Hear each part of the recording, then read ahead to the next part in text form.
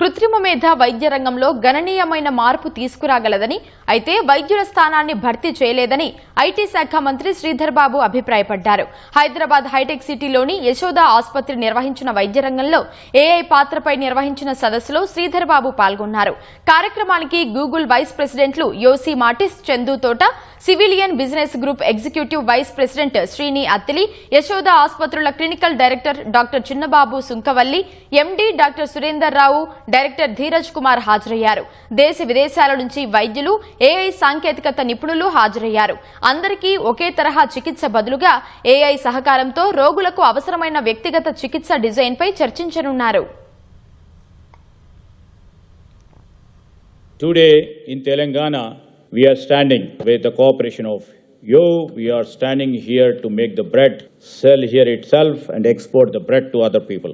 And we are not just keeping the global innovation, we are setting the pace. The physical infrastructure is built, the data pipelines are secured, the talent is ready. We are not only boasting about the physical infrastructure, well equipped with the digital infrastructure required for the global compliance. We are ready in equal strength. And artificial intelligence, I believe, will and shall not replace the doctor. Artificial intelligence advancements, they are happening very fast. Healthcare lo AI anedi it's going to be a primary importance anamata.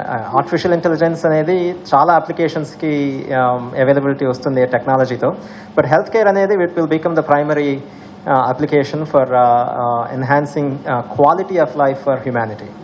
Hope ni enhance cheyali ante we need to help the doctors and the hospital staff to be a lot more efficient, lot more productive, and that's where AI can be enhancing.